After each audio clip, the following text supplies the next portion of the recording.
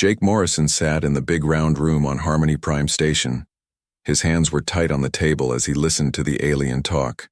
The creature looked like a giant bug with sharp teeth. It was making clicking sounds that meant it was laughing at humans. The room was huge and cold. 50 different alien species sat around the table. Each one thought they were better than the humans.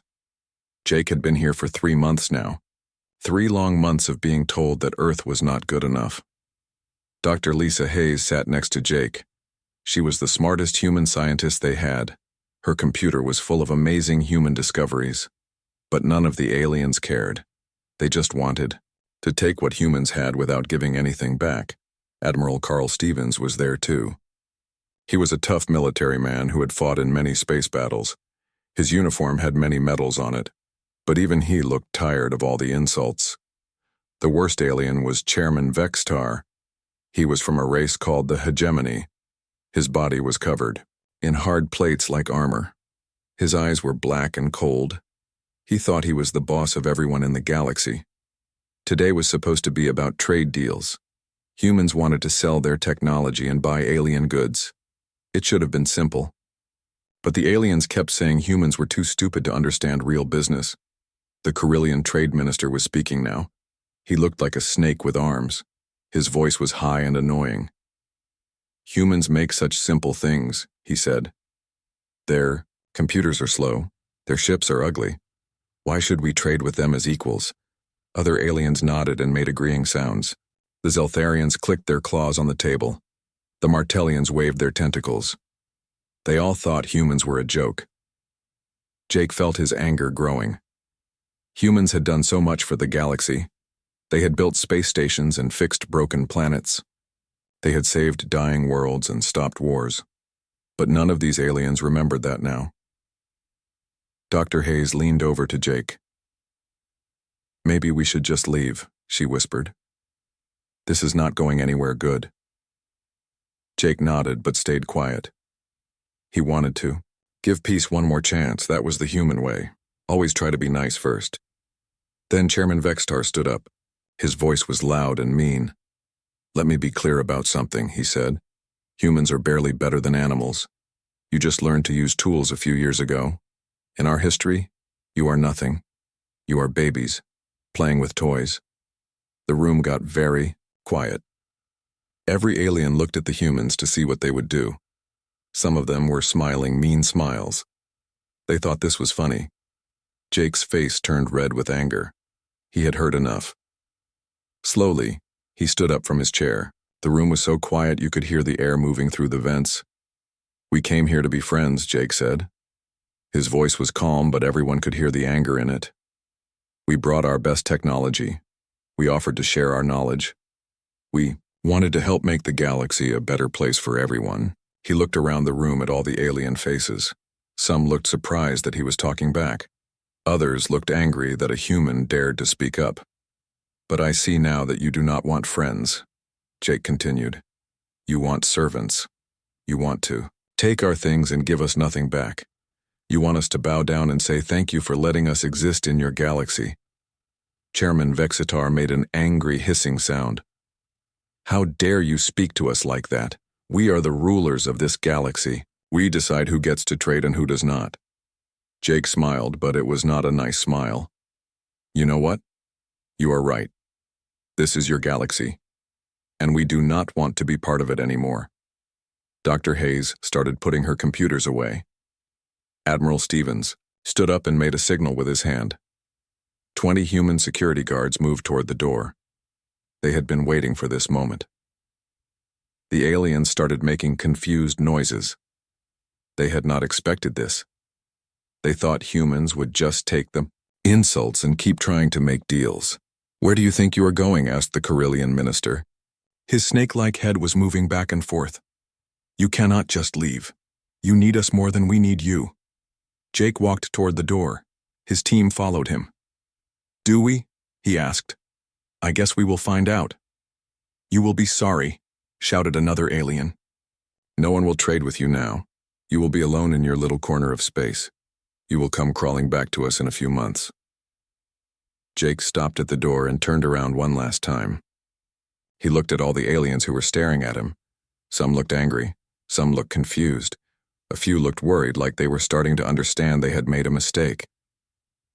"Maybe we will come back," Jake said. "But not to crawl. If we come back, it will be as equals or not at all." The door made a hissing sound as it opened. Jake walked through it without looking back. Dr. Hayes and Admiral Stevens followed him. Behind them came all the other humans who had been trying so hard to make peace. As the door closed, the aliens could hear Jake talking to his team in the hallway. "Send the message to Earth," he said. "Tell them we are coming home. Tell them the talks are over." In the big round room, the aliens sat in silence for a moment. Then they started talking all at once. Most of them were saying good things about getting rid of the annoying humans. But a few of the smarter ones looked worried. They remembered how many human-built things they used every day. They remembered how many problems humans had solved for them. But it was too late to think about that now. The humans were gone, and they were not coming back. Captain Ryan Brooks was drinking coffee in his ship when the message came. His ship was called the UES Discovery. It was far from Earth, in a place where no one had gone before. He was making maps of new star systems when his computer started beeping. The message was from Earth Command. It was marked with red letters that meant very important. Ryan read it twice to make sure he understood it right. All human ships had to come home right now. All human workers had to leave their jobs. Everything had to happen in 3 days. Ryan called his crew to the main room. There were 30 people on his ship. They were all good at their jobs. Dr. Elena Martinez was there too. She studied old alien ruins and artifacts. She looked confused when Ryan told them about the message. "Why do we have to leave so fast?" asked Elena. "Did something bad happen?" Ryan showed them the message. "The peace talks failed. The aliens do not want us in their space anymore, so we are leaving all of it." His crew looked shocked. They had been working with aliens for years. Many of them had alien friends. It was hard to believe it was all over. "What about our research?" asked Dr. Martinez. "We have been studying these ruins for 2 years. We are so close to understanding them." Ryan felt bad for her, but orders were orders. "We take what we can. We destroy the rest. We cannot leave anything useful for them to find." On the other side of the galaxy, things were happening fast. Human colonies were shutting down. Space stations were being emptied. Trading posts were closing their doors. Ben Carter was in charge of New Pacifica Colony. It was a beautiful planet that used to be dead and empty. Humans had worked for 20 years to make it green and alive. They had built huge machines that cleaned the air and made it good to breathe. Ben stood on a hill looking down at the colony. Thousands of people lived there now. There were farms and schools and hospitals. Children played in parks where nothing used to grow. It was like a miracle. But now they had to leave it all behind. "Sir, the evacuation ships are here," said his assistant Mary. She looked like she wanted to cry. "What do we do about the terraforming machines?" Ben sighed. The machines were worth billions of credits. They had taken decades to build, but they could not take them to the ships. They were too big and too heavy. "Strip out the important parts," Ben said. "Take the computer cores and the power cells. Destroy everything else." "Destroy them?" Mary looked shocked. "But sir, those machines are keeping this planet alive. Without them, everything will die." Ben looked at the green fields and blue rivers. Soon they would turn brown and dry up. All their work would be gone. "I know," he said quietly. "But we cannot let them have our technology for free. They made their choice." In the Vega system, Commander Linda Torres was doing something even more important. She was in charge of the quantum relay stations. These were special machines that let people talk to each other across the galaxy instantly. Without them, it would take years for messages to travel between star systems. Linda watched her engineers work. They were taking apart the relay stations, piece by piece. Each part was important. Without even one small piece, the whole system would stop working. "Commander, we are getting messages from alien governments," said her communications officer. "They want to know why the network is going down." Linda smiled, but it was not a happy smile. "Tell them to ask the Galactic Council. They are the ones who did not want us here. The work was hard and dangerous. The quantum relays used technology that was very advanced.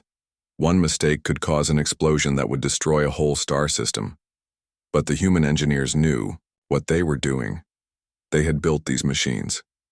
They knew how to take them apart safely. All across the galaxy, the same thing was happening. Human doctors were leaving alien hospitals. Human engineers were leaving alien factories. Human teachers were leaving alien schools. Human farmers were leaving alien planets. Some aliens tried to stop them. On Corilla Prime, the local government sent soldiers to the Human Research Center. They wanted to force the humans to stay and keep working. Dr. Amy Foster was the head scientist. There, she had been working on new medicines that could save millions of alien lives. When the soldiers came, she was ready for them. "You cannot leave," said the Carillion commander. "Your work is too important. We need those medicines." Dr. Foster held up a small device. "This device will destroy all our research if I press this button. 20 years of work will be gone in 1 second. The commander pointed his weapon at her. "Then do not press it." Dr. Foster looked at him calmly. "Shoot me, and my hand will let go of the button anyway. The device is set to go off if I stop holding it tight." The commander realized he could not win. If he shot her, the research would be destroyed. If he let her go, she would take the research with her. Either way, the Carillions would get nothing. "Why are you doing this?" he asked. "We have worked together for years. I thought we were friends." Dr. Foster felt sad, but she did not change her mind. "We were friends. But your leaders decided that humans are not good enough to be treated as equals. So now you get to see what life is like without us." She walked past the soldiers and got on her ship. The research center exploded 5 minutes later. Similar scenes were happening everywhere. Humans were not being mean or cruel, they were just taking their things and leaving. But their things were everywhere. They had built so much and helped so many worlds that taking it all away was like pulling the foundation out from under a house. The aliens watched the humans leave and felt good about it. They thought they had won. They thought they could keep all the benefits of human technology without having to treat humans nicely. They had no idea what was about to happen to their perfect galaxy. 3 weeks had passed since the humans left. Counselor HFY sat in his office looking at numbers on his computer screen. The numbers made no sense. They had to be wrong. But his assistant had checked them 5 times. HFY was from the Yages, Martellian Federation. His people were good at business and making money. They had been rich for thousands of years, but now something was very wrong with their money. "Tell me again," he said to his assistant. The assistant was a Peltan who looked like an octopus with too many arms. His name was Grix, and he was very nervous.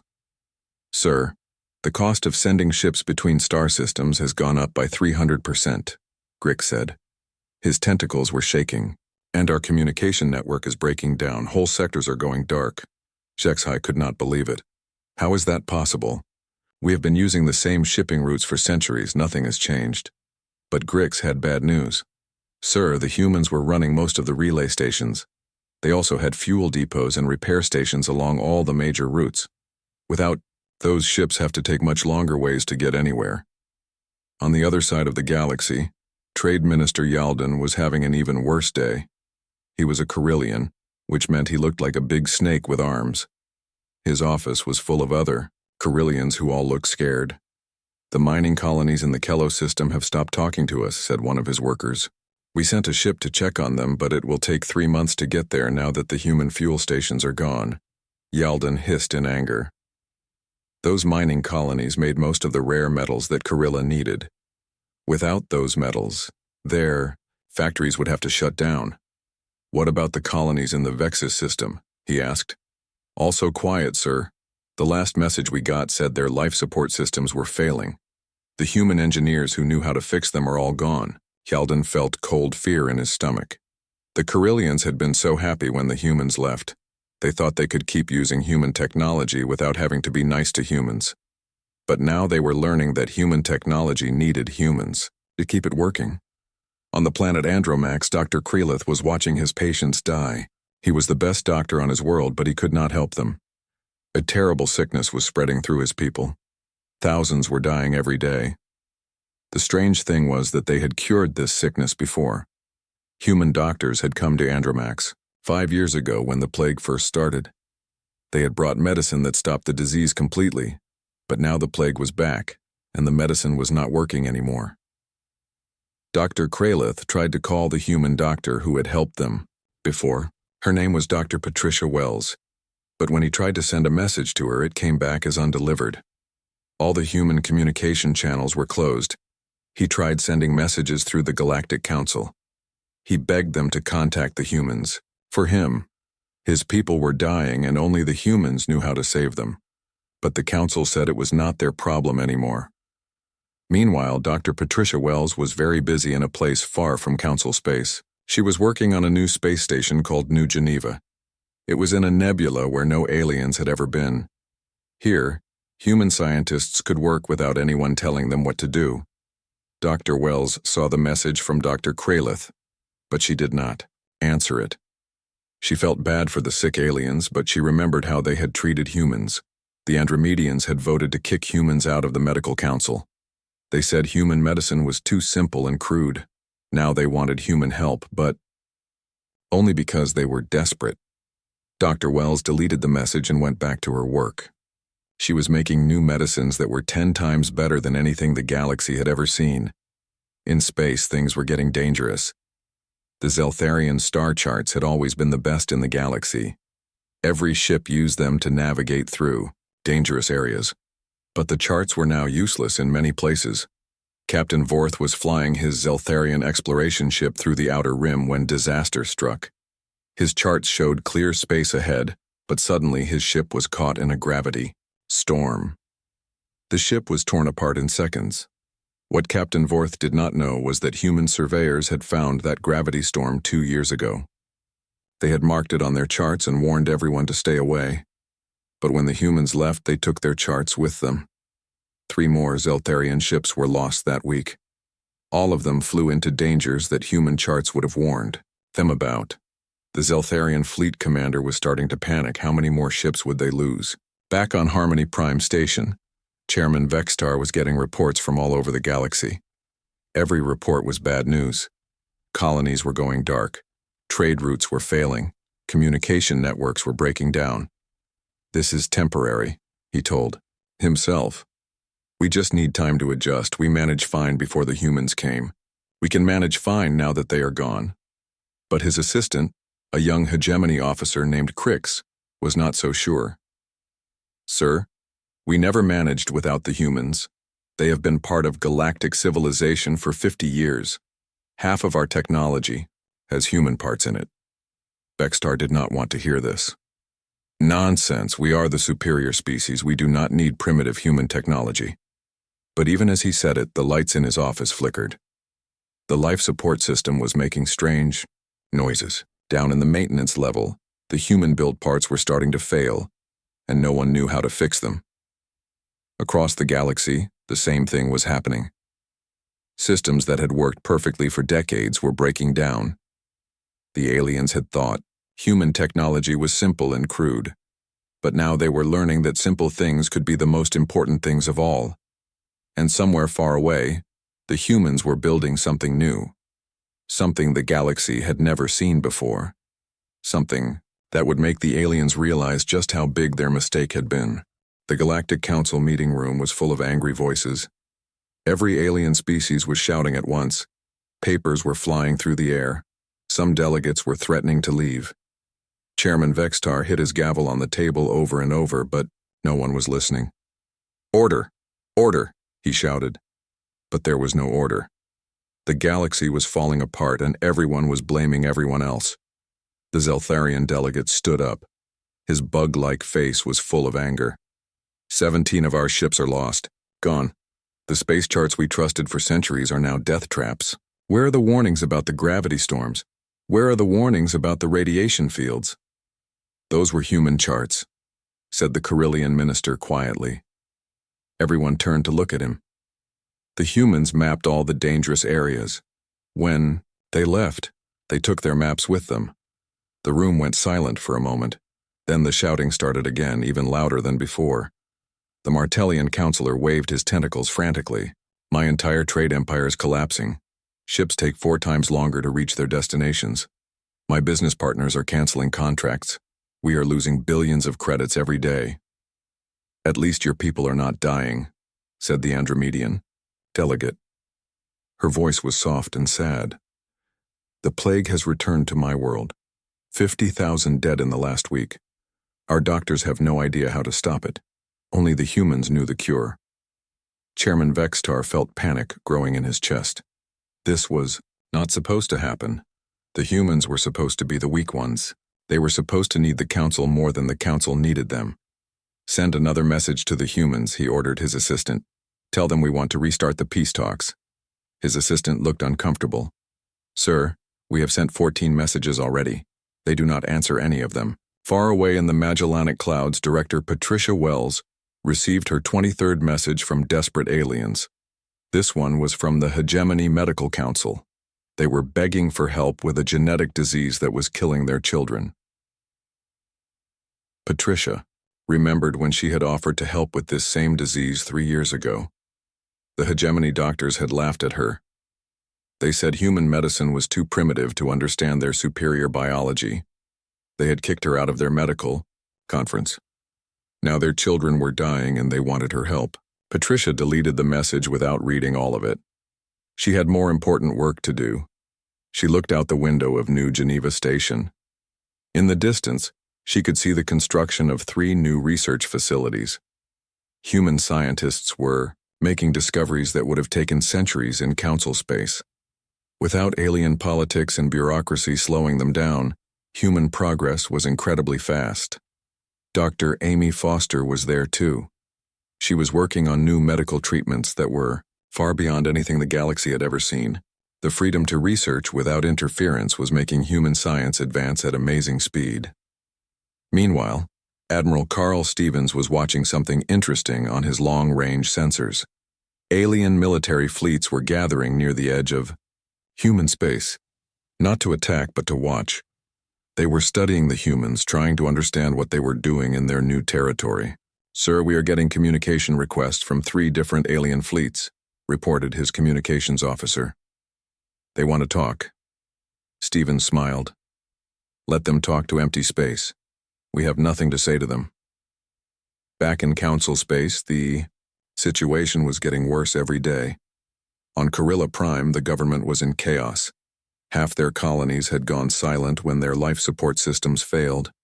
The other half were running out of food because the supply ships could not reach them. Trade Minister Yalden was in his office staring at reports of disaster after disaster. His assistant came in with more bad news.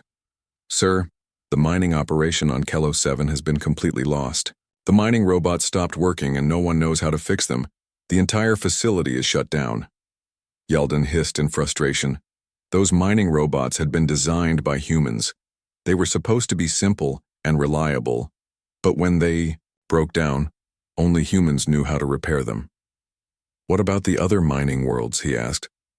Same problem everywhere, sir. The human-designed equipment is failing and we cannot fix it. Our own engineers say the human technology is too different from ours. They do not understand how it works. The truth was becoming clear to everyone. The aliens had thought human technology was simple because it worked so well.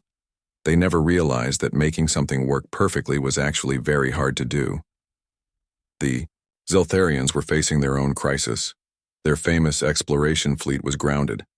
Too many ships had been lost to unknown dangers.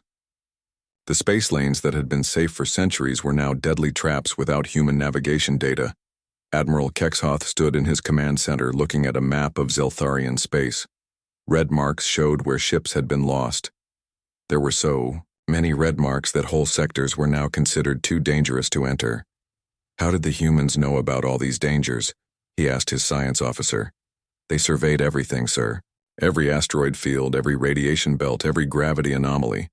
They mapped it all and shared the information freely. We thought they were just being helpful. And now? Now we know they were not just being helpful. They were being essential. The Galactic Council called another emergency meeting. This time, Chairman Vextar had a new plan. If they could not get the humans to come back willingly, maybe they could force them to come back. We should send our combined fleets to human space, he announced. Not to attack, but to blockade them. Eventually, they will have to negotiate with us. The room erupted in argument again. Some delegates thought it was a good idea. Others thought it was too dangerous. A few smart ones realized it would never work. The Peltown ambassador spoke quietly. What if the humans have weapons we do not know about? What if they have been preparing for something like this? Vextar dismissed the concern. They are still the same primitive humans. They may have some clever technology, but they cannot match our combined military might. But deep in human space, Admiral Stevens was watching the alien fleets gather. He was not worried. The humans had been busy during their time away from the Council. They had developed things that would surprise the aliens very much. Let them come, he said to his staff. It is time they learned what humans can really do, when we put our minds to it. The galaxy was about to learn that pushing humans too far was a very bad idea. Ambassador Jake Morrison stood looking out the big window of Fortress Terra. The space station was huge and beautiful. It floated in the Magellanic clouds, far from the Galactic Council. Around it, dozens of human colonies were growing and thriving. The lights of their cities sparkled like stars. Behind him, President Victoria Kane was reading a message on her tablet. It had just arrived from the Galactic Council. The message was very long and full of fancy words, but Victoria could see what it really meant. The aliens were begging. They are offering us everything, Victoria said. Full membership in the Council, equal votes on all decisions, free trade agreements, and they want to pay us for all the damage we suffered when we left. Jake did not turn around. He kept looking at the human colonies outside. Each one was a miracle of human engineering. They had built all of this in just 6 months. Without alien politics slowing them down, humans could do amazing things. What do they want in return? Jake asked. Victoria read more of the message. They want us to come back immediately. They want us to fix their communication networks and their trade routes. They want our doctors to cure their plagues. And they want our new defense technology. Jake finally turned around. His face showed no emotion. Defense technology? Apparently something called the Void Hunters is attacking their outer systems. With their fleets scattered and their colonies cut off, they cannot defend themselves properly. Jake knew about the Void Hunters. They were a mysterious enemy that attacked from dark space. The Galactic Council had always been able to fight them off before because their defenses were coordinated and strong. But now, everything was falling apart.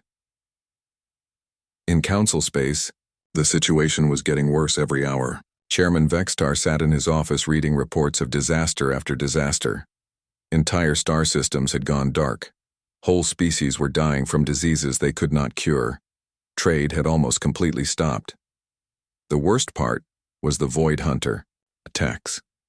These strange enemies seemed to know that the galaxy was weak now. They were attacking places that had never been threatened before.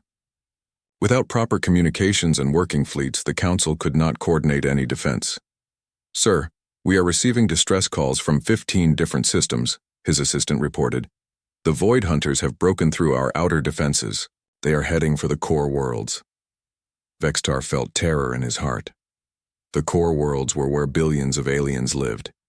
If the Void Hunters reached them, it would be a massacre. Send everything we have, he ordered. Every ship, every weapon, every soldier. Sir, half our ships are broken down or stranded. The crews do not know how to fix the human-built parts. The other half are too far away because the communication network is not working. Back on Fortress Terra, Commander Linda Torres was monitoring the situation in Council space. Her computers were tracking every Void Hunter ship and every Council fleet. The humans could see everything that was happening in the galaxy. The Council fleets are completely disorganized, she reported to Admiral Stevens. Their communication delays are making it impossible to coordinate attacks. The Void Hunters are destroying them one by one. Admiral Stevens nodded grimly. Any requests for help? 17 so far today, sir. They are getting more desperate each time. Admiral Stevens looked at the tactical display. The human fleet was small compared to the combined alien forces, but it was incredibly advanced. Human technology had progressed rapidly since leaving Council space. Their ships were faster, stronger, and smarter than anything the galaxy had ever seen. "Sir, we could help them," said one of his officers. "We could stop the Void Hunters easily." "That is not our decision to make," Stevens replied. "We follow orders from Earth Command." On Earth, the human government was having long debates about what to do. Some leaders wanted to help the aliens despite everything that had happened. Others wanted to let the Council face the consequences of their actions. President Kane was torn between both sides. She knew that millions of innocent aliens were suffering, but she also knew that the Council had treated humans terribly for years. Dr. Patricia Wells had a different opinion. She was in a meeting with other human leaders via quantum communication. Her face appeared on screens across human space. "They called us primitive animals," she said. "They said we were barely evolved apes. They kicked us out of their conferences and their trade deals. They treated us like we were nothing. But now they need us," said another leader. "Yes, now they need us, but what happens after we save them? Do they go back to treating us like servants? Do they take our technology and then forget about us again?" Jake Morrison was listening to the debate. Finally, he spoke up. "I have an idea. Let me send them a message. Let me tell them exactly what we think of their offer." President Kane nodded. "Write your message, Jake. Make it clear." Jake sat down at his computer and began typing. The message was not long, but every word was chosen carefully. When he finished, he sent it to the Galactic Council. The message arrived at Harmony Prime Station within minutes. Chairman Vextar read it with growing shock and anger. "Humanity appreciates the Galactic Council's recognition of our worth," the message said. "However, we have discovered that we prosper far better without you than you do without us. We wish you luck in solving the problems you have created. Perhaps you will remember this lesson the next time you encounter a species you consider primitive. We are not coming back. Find another way to save yourselves." Vextar threw his tablet across the room. It shattered against the wall. "How dare they? We offered them everything." His assistant picked up the pieces of the broken tablet. "Sir, what do we do now?" Vextar had no answer. The Void Hunters were getting closer to the core worlds every day. The Council fleets were scattered and broken. Their technology was failing without human maintenance. Their colonies were dying without human medicine. For the first time in his life, Chairman Vextar realized that his people might not survive this crisis. The mighty Galactic Council that had ruled the galaxy for thousands of years was crumbling, and it was all because they had underestimated a species they thought was primitive. In human space, life went on peacefully. New colonies were being built. New technologies were being discovered. New trade routes were being established with friendly alien species who had not been part of the Council. Jake Morrison stood at his window again, watching human ships fly between the colonies. They moved with purpose and confidence. These were not the desperate flights of refugees fleeing disaster. These were the confident movements of a civilization that knew its own worth. The humans had found something better than being part of the Galactic Council. They had found independence. They had found the freedom to be themselves without apologizing for it. Behind him, President Kane was reading another message from the Council. This one was even more desperate than the last. They were offering to make humans the leaders of the entire galaxy if they would just come back and help. Kane deleted the message without finishing it. The humans had made their choice. They were never going back to being the galaxy's servants. If the Council wanted to survive, they would have to do it without human help. The age of the Galactic Council was ending. The age of human independence had begun.